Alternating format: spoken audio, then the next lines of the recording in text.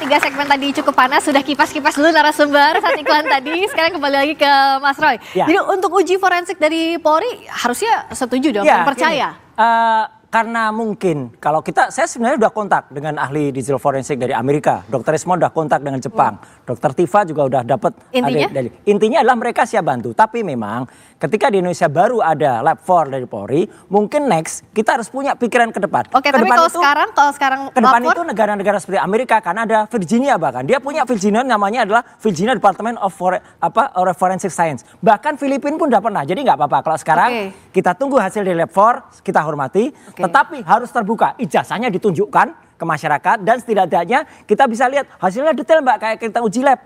SGOT, SGPT berapa, gula darah berapa, jangan hanya hasilnya itu satu kalimat saja, ini asli atau ini tidak asli. Kalau hasil itu detail rinci, insya Allah kita hormati, tapi kalau hasil itu tampak mengada-ada ya jangan begitulah gitu hasil uji forensik. Oke, kalau dari Mas Freddy harusnya tunjukin aja ijazahnya. Iya, jadi begini ya.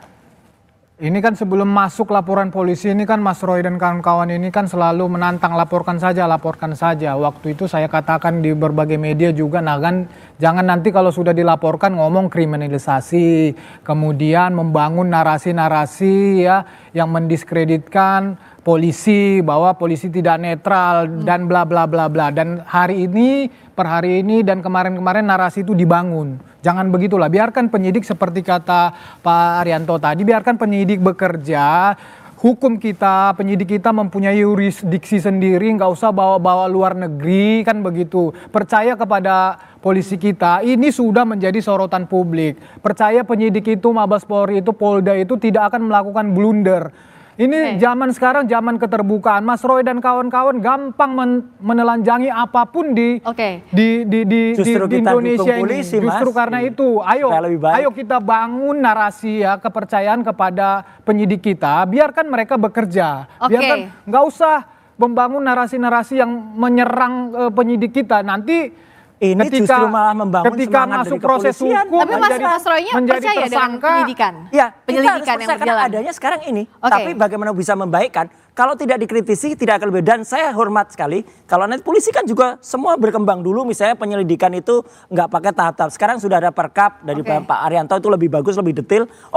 Itu kita dukung. Yang lebih baik kan kita harus pakai. Di Virginia, di Filipina aja sudah mulai independen. Soal ijazah ini Mas Roy akan punya data pembanding atau tidak? Ya, kita punya data pembanding. Tapi, apa itu pakai apa? Ya nanti kita lihat pada saatnya. Masih rahasia ada data pembandingnya.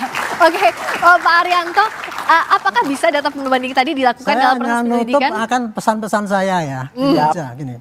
Tolong, ini kasus sekarang sudah kepada ranah pidana dan sudah on the right track. Percayakan kepada penyidik. Ya itu nanti akan dicek ya secara saintifik, kemudian pakai analog ataupun dicari apakah ijazah itu betul-betul asli apa tidak. Pembuktiannya tidak hanya pembandingan dokumen, tetapi dari sumbernya itu dicari semua. Termasuk saksi tadi itu Pak itu yang dibilang itu saksi memberatkan atau meringankan, semua harus masuk. Nah, pesan saya pada polisi ya, tolong Pak polisi sekarang terbuka. Jangan model-model menutup keterangan. Kami sudah periksa 10 saksi, ini siapkan saksi. Ini bukan keterangan itu. Menurut saya sebutkan aja, kami sudah ngambil saksi A, ngomongnya dia begini. Saksi B ngomongnya begini. Semua dibuka aja ke publik ya. Sehingga berkas yang dibikin oleh polisi itu betul-betul apa yang didapat di lapangan. Karena ya kecurangan penyidik itu kadang-kadang begini, suka-suka datanya banyak, tapi hanya dipilih-pilih yang dikirim ke jaksa. Makanya dalam kasus ini dituntut polisi yang jujur, penyidik yang jujur. Artinya apa? Semua alat bukti dikumpulkan, dimasukkan berkas, dikirim ke jaksa. Jaksa yang jujur juga, jangan sampai nanti buktinya dikurangi atau tuntutannya dimanipulasi. Dan terakhir hakimnya juga jujur. Jangan sampai hakim yang disuap seperti kemarin ketangkap itu. Itu nanti bikin susah itu. Sampai ke persidangan. Saya boleh menambahkan satu lagi pesan saya ya, tolong ya. Ini kegaduhan di media itu tidak masalah. Tetapi kalau ini dibiarkan nanti akan terjadi kegaduhan di lapangan. Itulah yang dikendaki oleh Amerika dan sekutunya maupun tapi yang intinya adalah itu harus terbuka. mengadu domba kita ini. Kita ini sekarang lagi jadi objek untuk war by proxy. Tapi yang itu jelas harus hati-hati. Tadi poinnya adalah yang terbuka ya, proses penyidikan terbuka, sampai nanti ijazahnya ditunjukkan, ya toh? Kalau ijazah ditunjukkan udah selesai. Ditunjukkan haruskah apa di persidangan kalau soal ijazah ditunjukkan? Gak apa-apa, tunjukkan aja ini buktinya. Nah, gitu. betul. Oke, untuk menunjukkan Ya, ijazah.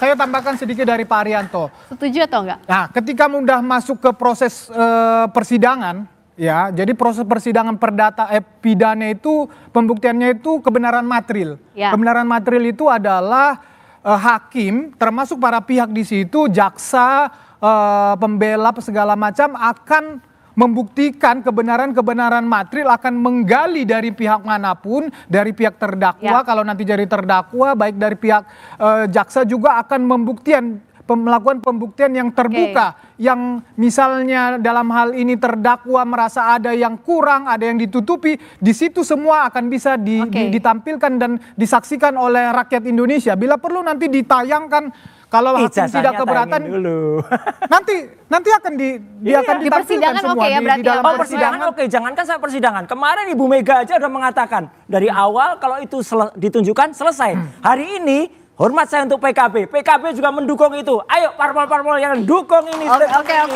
Nah, kalau dari Prof Adi ini kan jadinya kemana-mana, tapi dalam proses pembuktiannya sampai ke persidangan, itu apa sih yang harus ditunjukkan ke publik, baik itu laporan pidana maupun gugatan perdatanya, Prof Adi? Saya nggak masuk ke pokok perkara, tapi saya menjelaskan alurnya. Jadi setelah dinyatakan mediasi tidak berhasil, kami serahkan ke majelis pengawas perkara, pemeriksa perkara. Nanti majelis hakim akan melihat membuat satu penetapan kalau penggugat tidak beritikat baik, gugatannya tidak akan diterima. Kemudian kalau yang tergugat tidak beritikat baik, ada penetapan dari pengadilan bahwa tergugat tidak beritikat baik. Kemudian hakim melakukan pemeriksaan perkara. Jadi perkara nanti bisa tidak diterima seperti katakan oleh tadi pembicara sebelumnya, bisa juga nanti diperiksa tapi dinyatakan ditolak atau diterima. Jadi ada 3 alternatif itu, Mbak Veska. Oke, kalau untuk pihak UGM kampus apakah masih perlu klarifikasi? Karena gugatan terhadap UGM juga kan masih akan 22 Mei di Pengadilan Negeri Sleman. Kalau khusus untuk KPU, kemudian untuk tergugat KPU, tergugat SMU 6, tergugat UGM, nampaknya kita sudah upayakan untuk bisa berdamai dengan penggugat. Minta doanya aja. Amin. Semoga nanti di pertemuan Rabu untuk 3 tergugat 2, 3 dan 4 bisa berdamai. Jadi ada yang di PN Solo, ada juga yang di PN Sleman, kalau itu rektor, dekan, hingga dosen dan sebagainya. Oke, jadi dari masing-masing, Mas Roy maupun Mas Freddy yakin punya bukti yang kuat sampai ke proses hukum terakhir, sampai ke persidangan? Yakin dong, dan seluruh rakyat Indonesia melihat ini dan kejujuran. Itu kata Pak Kasmujo, itu yang penting. Oke, tepuk tangan untuk Mas Roy, katanya yakin banget nih sampai ke persidangan. Kalau dari Mas Freddy, apa lagi yang harus ditakutkan? Apakah harusnya ya sudah ada bukti saja sampai ke persidangan? Ya, tidak ada yang perlu ditakutkan. Pak Jokowi sama sekali tidak mengkhawatirkan masalah ijazah palsu ini. Makanya dia buat laporan polisi karena dia memang punya ijazah palsu. Dan itulah bukti yang paling hakiki yang dipunyai Pak Jokowi. Dan perkara ini perkara sederhana pembuktiannya ya. Kalau perkara bohongnya tadi nanti setelah dinyatakan asli itu, maka otomatis yang sana bohong. Jadi sesederhana itu sebetulnya. Tapi ini dalam proses hukum, proses persidangan nanti masyarakat Indonesia akan menyaksikan dengan transparan. Baik, singkat saja Pak Arianto, bagaimana polisi juga harus menjawab tantangan? Ada suara-suara yang menganggap bahwa polisi tidak netral.